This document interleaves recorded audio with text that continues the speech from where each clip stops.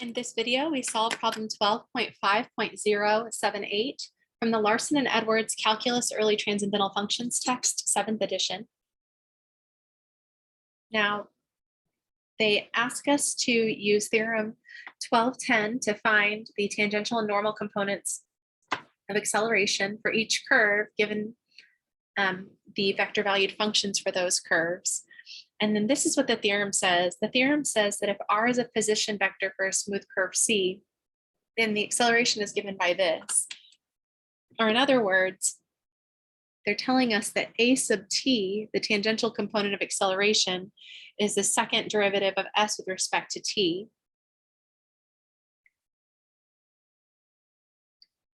And A sub n is this. It's the curvature times ds dt, which is the speed squared.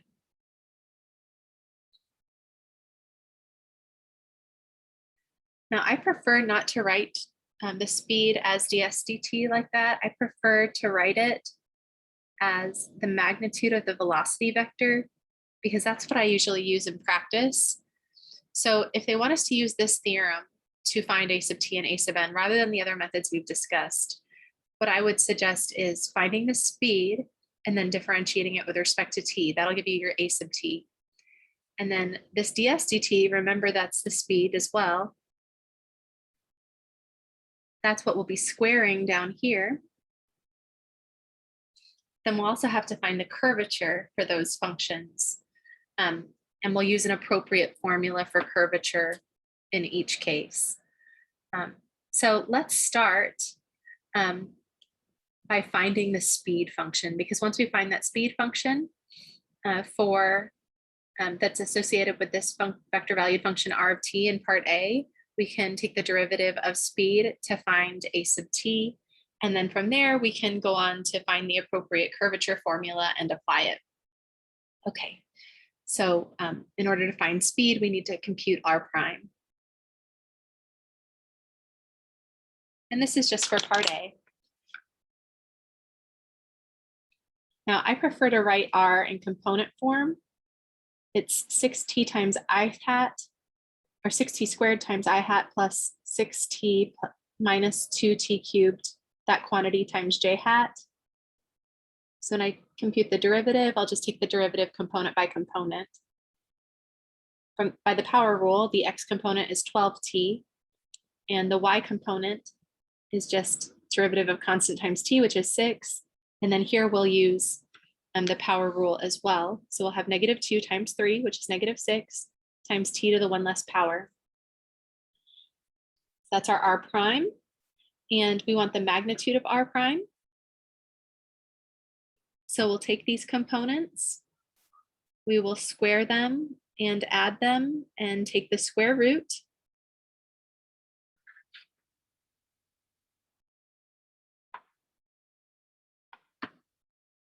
Now I notice right away that this 12t and the 6 minus 6t have a factor of 6 in common. So I'm going to write this a little differently. This is 6 times 2t squared, and over here this is 6 times the quantity 1 minus t squared, quantity squared.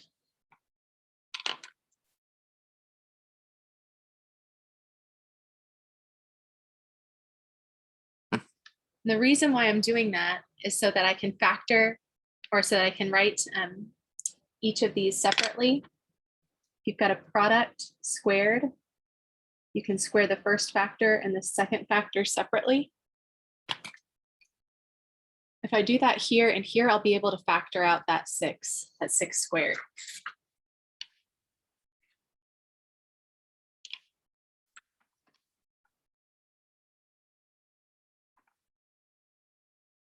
So we'll have 6 squared times 2t quantity squared, which is 4t squared, plus 6 squared there, times 1 minus t squared quantity squared. And then when I look at both of these, I see that they have a 6 squared in common. So I can factor that out from everything. And then I'll have 6 squared times 4t squared is this first expression, and 6 squared times 1 minus t squared quantity squared is the second expression. Of course, the square root of 6 squared is just a 6. And then here we would write that twice in FOIL, or you can distribute, or you can remember the rule for a minus b quantity squared. But we end up with 1 minus t squared is going to be minus 2t squared plus t squared times, or we've got a negative times a negative, which makes that positive. T squared times t squared is t to the 4th. Now I've got a 4t squared minus 2t squared. So that will simplify to a positive 2t squared. So I have t to the 4th plus 2t squared plus 1. And that can be written this way. That's t squared plus 1 quantity squared. And we're taking the square root of that.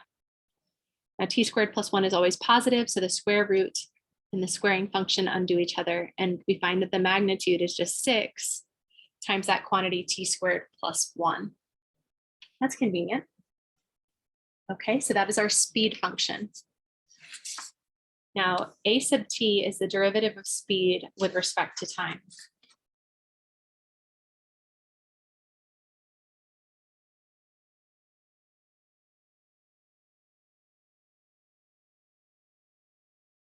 So we'll just get 6 times 2t, which is 12t. Now to find a sub n, that's our normal component of acceleration using the theorem that they mentioned. We know we want to take the speed squared and we want to multiply by the curvature. So we've already got the speed. The speed is right here. So we will use that again for part A. And this is our first answer for part A. But we also need to find that curvature. Now, since R, we can think of R as representing a plane curve, we don't have a z component here, so we can just assume that we're in the plane. I can use a formula for curvature for plane curves that we derived in our videos. So I would go to my formula sheet, I would look this up. Curvature is given by this formula. So I looked that up and I found this. And I will just use that with my vector valued function r of t, which had components 6t squared and 6t minus 2t cubed. And I will use that to identify x and y and compute x prime and y prime and x double prime and y double prime, and just substitute into the formula to find my curvature.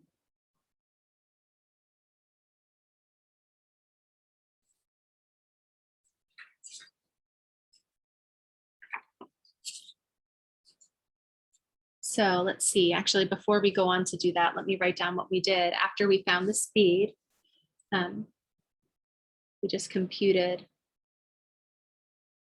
the derivative of speed with respect to time to get the tangential component of acceleration. Then here we just stated the formula for the normal component of acceleration. We saw that we needed curvature. So we found the appropriate formula for curvature for a plane curve generated by r of t.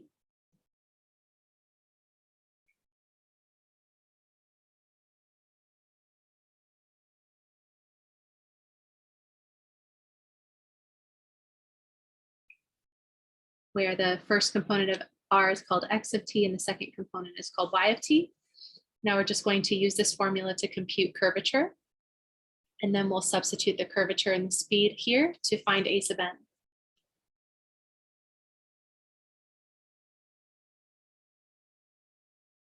So to compute k, we need x prime, x double prime, y double prime, and then we'll substitute and simplify.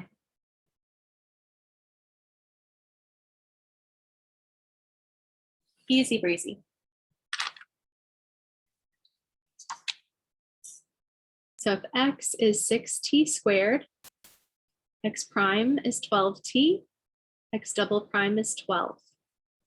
If Y is 6t minus 2t cubed, just compute the derivative. Derivative of a constant times t is just our constant. And we'll use the power rule there. -2 times the 3 is the -6. Multiply by t to the 1 less power.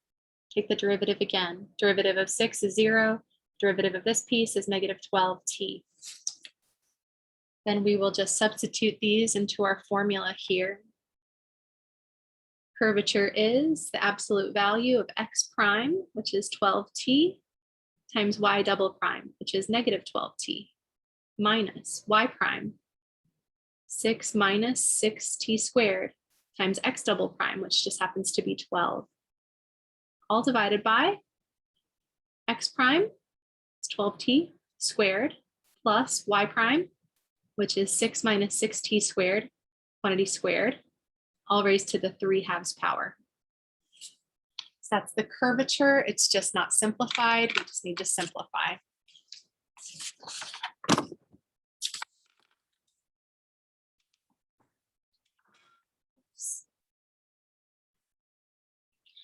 I've got -144t squared there. If I distribute the -12 to this, -12 times 6 is going to be -72.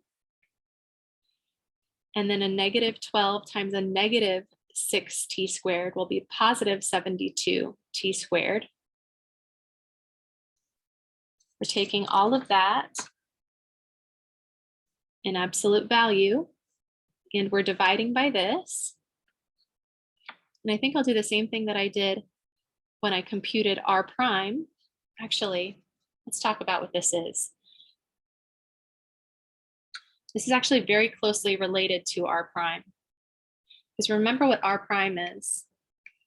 R prime is the vector given by x prime, y prime. So if I find its magnitude, I'm taking x prime squared and y prime squared. I'm squaring them and adding them, and I'm taking the square root.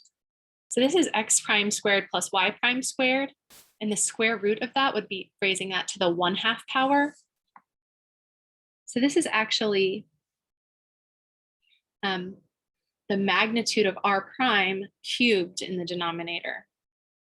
Now the magnitude of r prime, if we simplify, remember we've already done that, that was 6 times the quantity t squared plus 1. So I'm going to save myself a little bit of time there and just substitute in 6 times the quantity t squared plus 1. Because this is this. And this is the same as x squared or x prime squared plus y prime squared to the 1/2 power. And this is x prime squared plus y prime squared to the 3/2 power. So if I take this and cube it, then I'll get that using my exponent properties. Okay, so we can see that that's what's going on. So now we'll just simplify the numerator. I've got a 72t squared minus 144t squared. So that's going to be a -72t squared minus 72. I don't know why I like to put a little dash through my 7 sometimes, but I do. And we're dividing all of that by this 6 cubed times the quantity t squared plus 1 quantity cubed. Got a product cubed, I can cube that first factor and that second factor separately.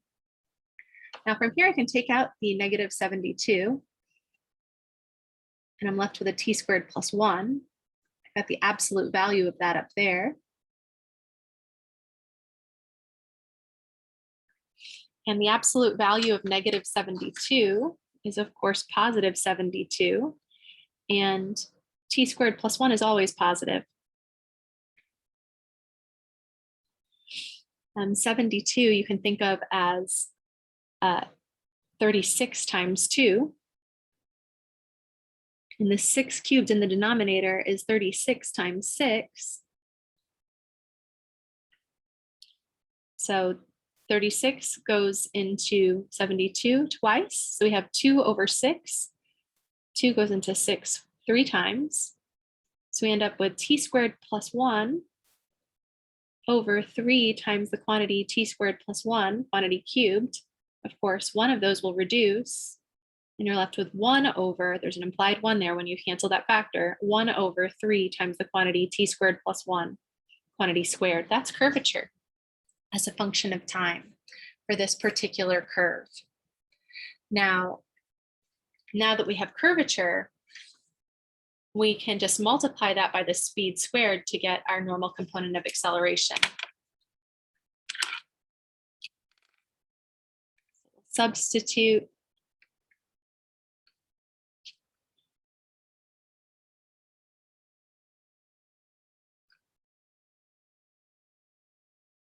into the formula. Now, I have substituted immediately here. ds dt is the speed. That's the change in not position with respect to time, but that's change in distance traveled along the curve with respect to time. Change in distance with respect to time is speed, not velocity. So I replaced the ds dt with speed immediately because speed is something that we're accustomed to calculating by computing that derivative and taking a magnitude. This, you might think that you'd have to find the arc length parameter and take its derivative. That's not necessary at all. Just find the speed. Even though we were given these formulas, I'm actually using these formulas here. Okay, so let's substitute. A sub n is our curvature times our speed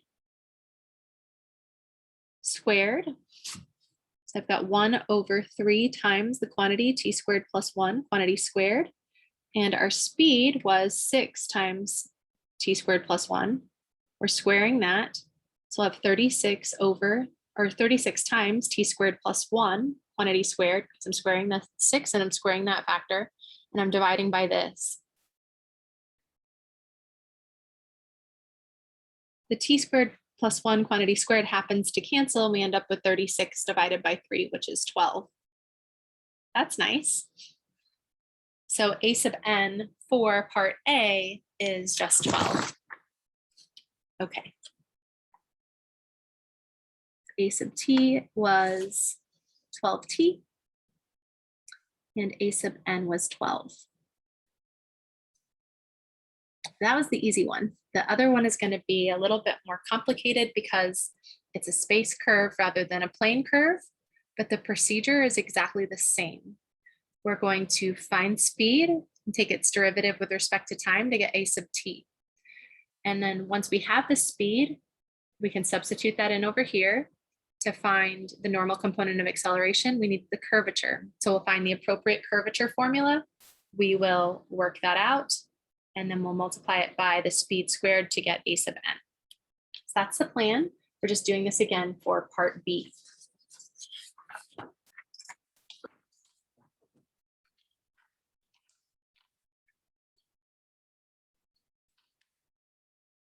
It looks like a B. I think that was actually a page 9. That's fine, it works out. B, R of t can be written this way in component form. It has components 5t and 5t squared and 1/2 t squared.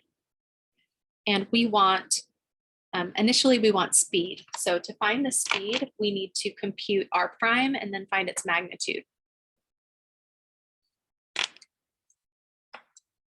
It's easy enough. Just take the derivative component by component.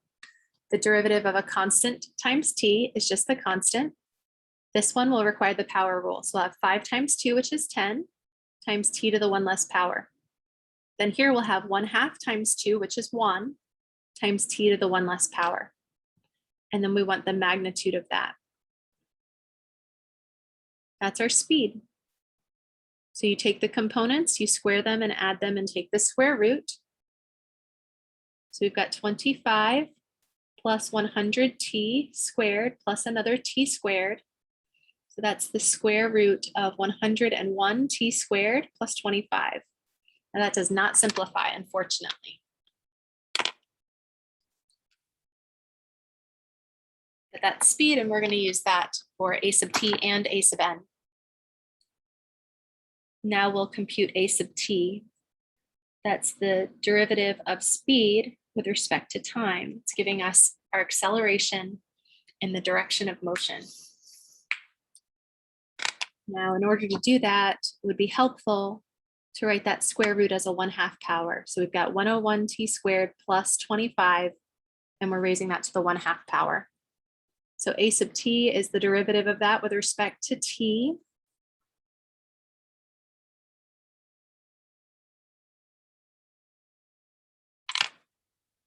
I've got a function squared. Here's my inside function. Derivative, or not squared, a function to the 1/2 power. The derivative of a function to the 1/2 is that 1/2 times that function to the negative 1/2. Put your inside function back in, and then multiply by the derivative of the inside by the chain rule. So 101 times the derivative of t squared, which is 2t. And of course, the derivative of 25 is just 0. So this 1/2 and that 2 reduce, and you just end up with 101t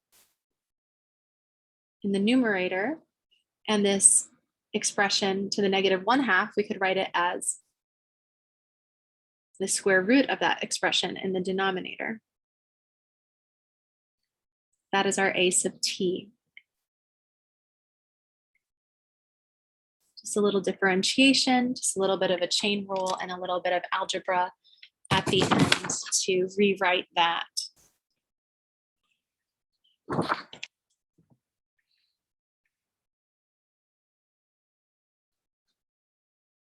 Now, to compute a sub n using that formula that was requested in the problem statement, we need to take our speed squared and multiply by curvature. So we've got this formula. So now we need to state the appropriate formula for curvature. Given that our r generates a function c in 3-dimensional space, or r is a vector valued function that generates a curve, or a c in 3-dimensional space, excuse me. Okay, so I've got this formula, sort of reminds me what I'm looking for.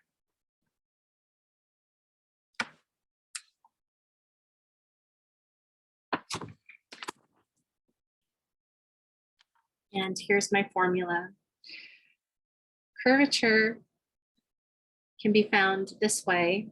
If you take r prime and r double prime, so our velocity and acceleration, and you compute their cross product, and then you find the magnitude of that cross product.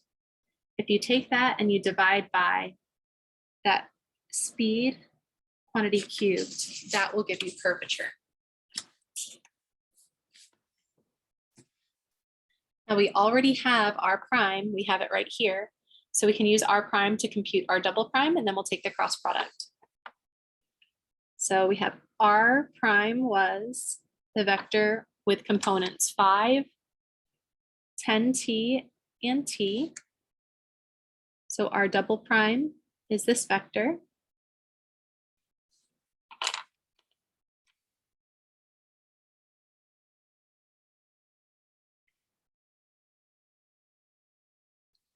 Now we'll compute the cross product of those two vectors.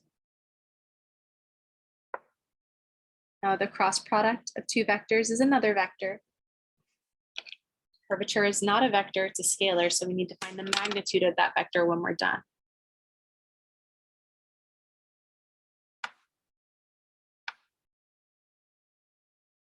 I'll use this determinant form to find my cross product in that numerator.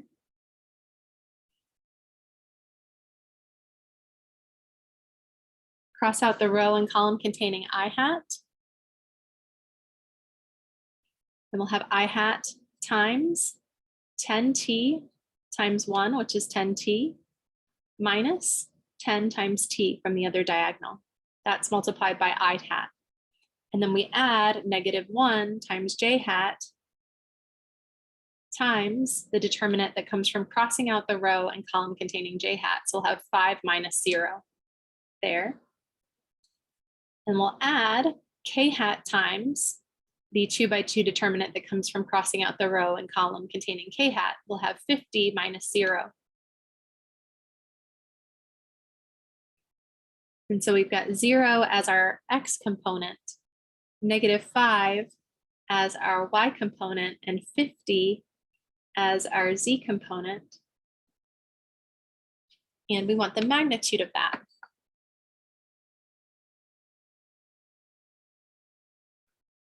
If you want, you could factor out a 5.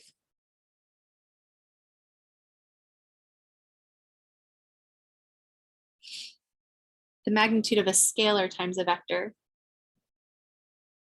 is just the absolute value of that scalar. So in our case, 5 times the magnitude of the remaining vector. So we'll take the components, we'll square them and add them and take the square root. So this is 5 times the square root of 101.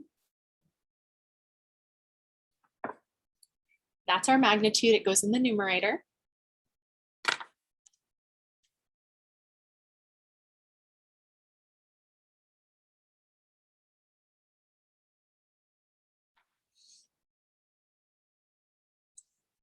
And we've got the speed cubed in the denominator. So let's just put all those pieces together and simplify.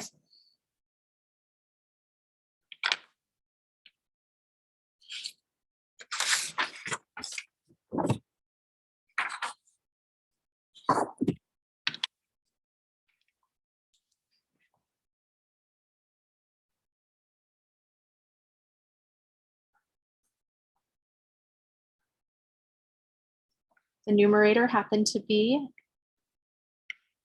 a constant, 5 times the square root of 101. The denominator is the speed cubed, and the speed we computed earlier, it was this square root of 101 t squared plus 25.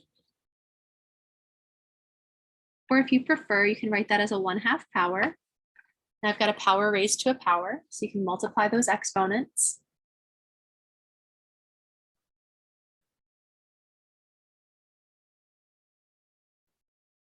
So we've got that to the 3/2 there. So we're just substituting into our formula. And we're still not done yet. Remember what we're trying to find. We're trying to find the normal component of acceleration using this formula. Now we've got our curvature. We're going to multiply by speed squared, and that's going to give us a sub n. So we substitute curvature and speed into the a sub n formula and simplify, of course.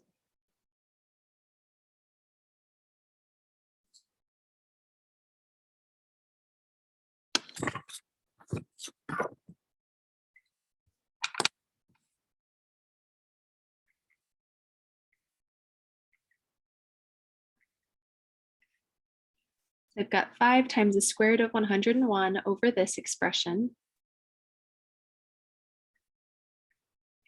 And we're multiplying by speed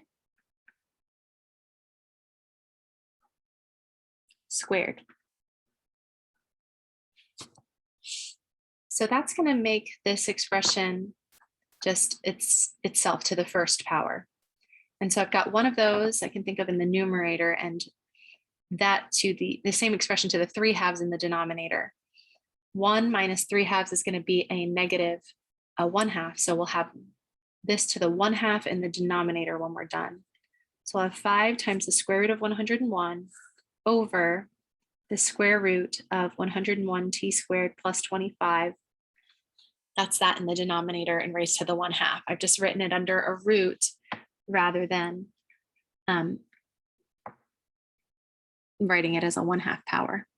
Now, if you want to, you could write that as 5 times this square root. Doesn't really make it that much simpler, but you can do that if you prefer. This would be fine, or this is fine. They're all equivalent.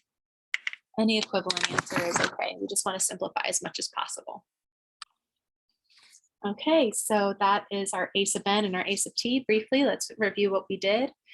We were asked to use these formulas to find a sub t and a sub n.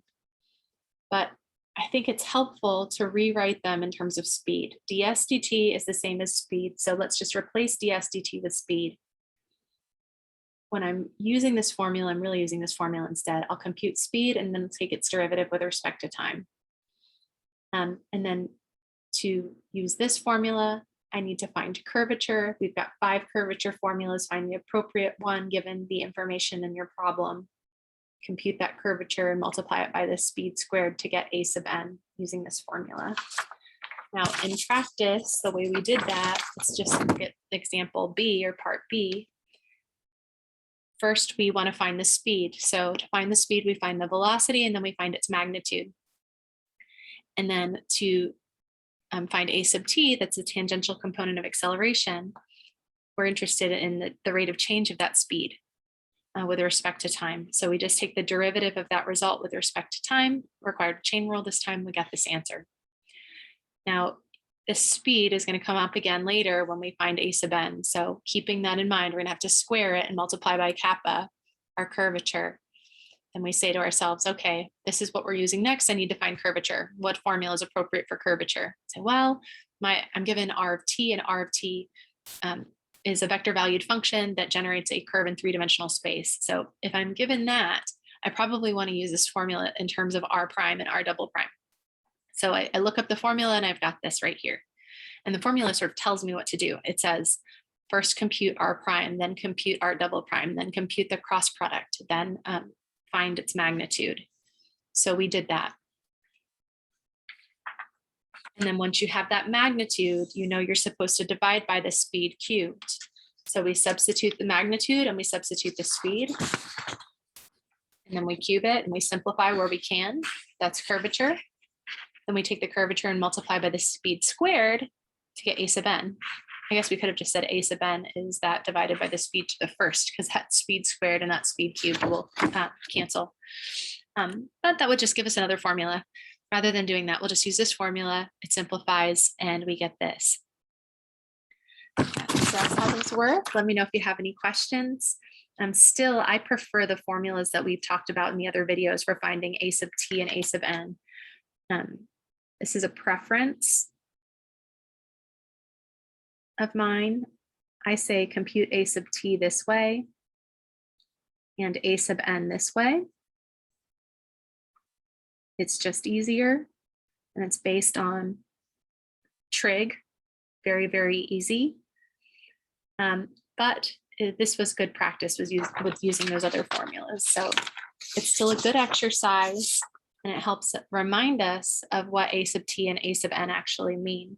A sub t deals with changes in speed. So if we're speeding up or slowing down, this will be non-zero. If this derivative is positive, a sub t is positive, that means we're speeding up. If this derivative is negative, so the rate of change of speed with respect to time is negative, then we're slowing down. Makes sense. And a sub n, the normal component of acceleration, that depends on how sharp that curve is, and the sharpness of the curve is measured by the curvature. But it also depends on how fast we're going. It's very closely related to how fast we're going. If we take that speed and we square it, that speed squared is proportional to that normal component of acceleration as well. So these are very useful for interpretation, and this is a good exercise in not just computing those, but thinking about those concepts as we find the answers to these problems.